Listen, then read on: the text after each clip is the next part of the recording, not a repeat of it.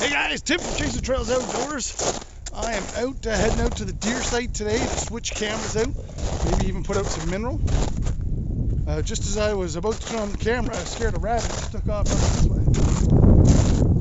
That's the first rabbit I've seen pretty much since last year.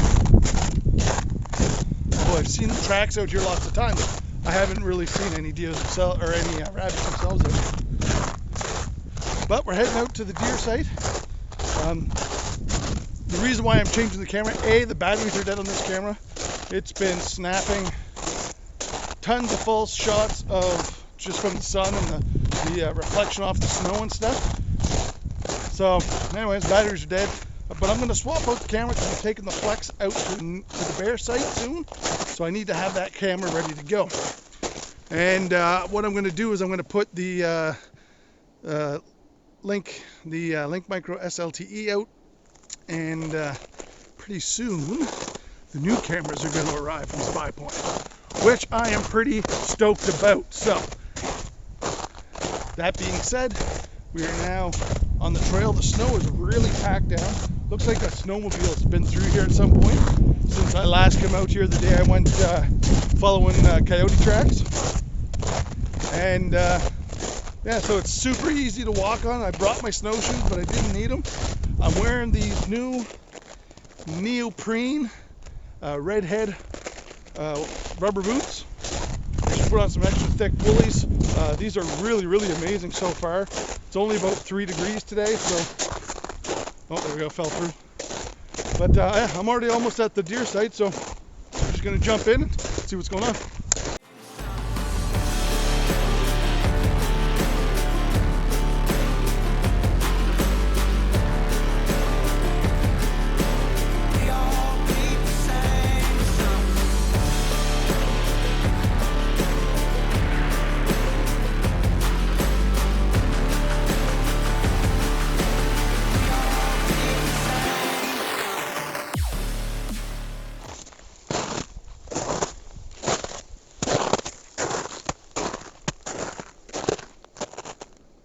Something come through here.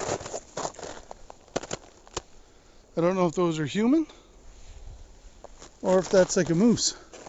They're heading to the trail there. That's an area the moose come out of a lot.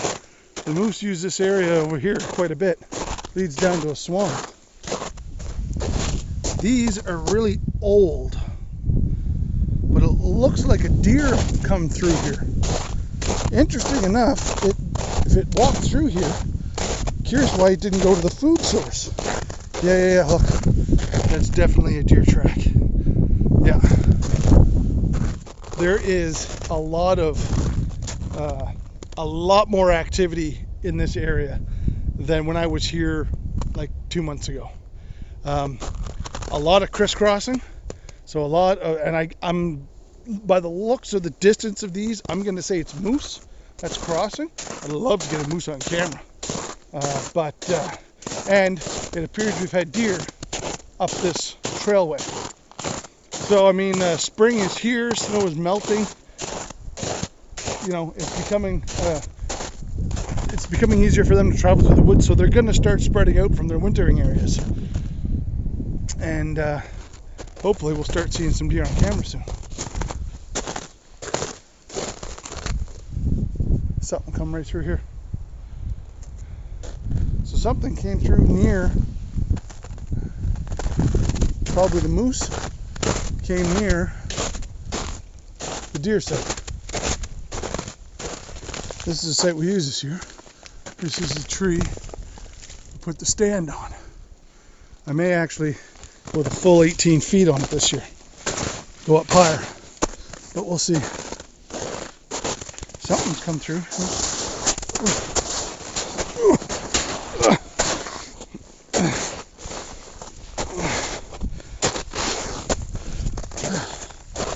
All right.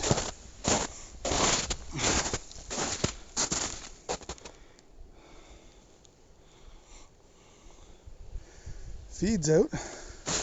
This is mine. Okay guys, so we are at the deer site now, and looks like the feeder's still quite full. Looks like the raccoons have been getting into it, so you know, it just is what it is. It's that time of the season. Raccoons and porcupines are coming out, so it's the first time I've had a feeder here. We had no deer activity at all, so they were not wintering in this area like I thought they might have been. So that really sucks, but what we're going to do today is I've still got some of my special mineral mix from last year. We're just going to douse this hillside right here in the mineral. We're going to leave the feeder. I got a salt block right there, apple flavored, and we're going to swap out the camera.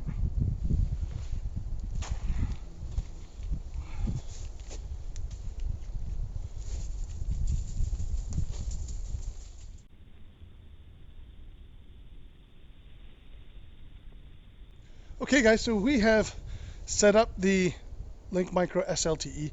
Now I'm sorry I didn't show the actual setup, but I've got my snake lock on. I know that if someone's got some cutters, it probably wouldn't help much, but it just helps prevent the average thief from taking it. This is pointed in a northwest direction. Now the experts usually say that you should be pointing it to the north as much as possible.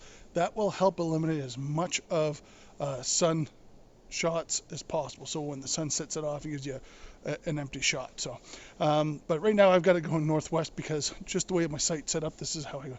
I had it pointed up the other way, going down the trail. Right now I got it going across the trail, pointing at here at the bait site, and from this shot you'll see here.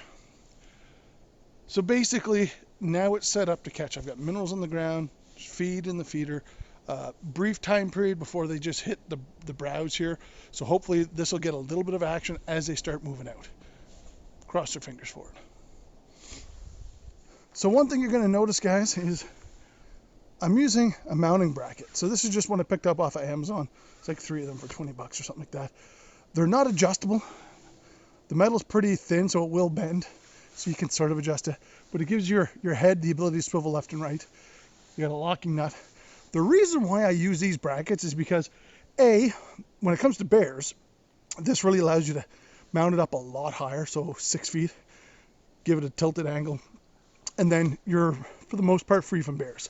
It's a practice I use. I have yet to have a bear take my camera, and I have pretty active bear sights. But here in the woods, it's just convenient. It does make it a little bit more noticeable. Something I'll tell people is put it in front of the tree, pointing at whatever your target is. Don't put it on the side of the tree sticking out like a branch. It makes it significantly more noticeable for the animals. But when they're at the site that's right in front of the tree, I just find that they don't notice that as much as they do, especially bears. And bears have been in the site before. Haven't seen any coyotes, but I've had a bear in here once or twice.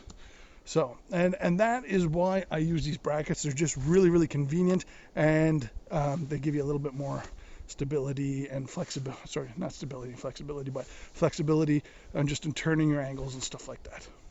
So 2 things that I recommend, just as a recap, guys, 2 things I really highly recommend is A, use the bracket, B, use a snake lock or any other type of locking device just to help keep your investment in your product safe. That's always important. There are far too many thieves in the world. And these brackets, again, you don't have to. It's not going to make or break your day.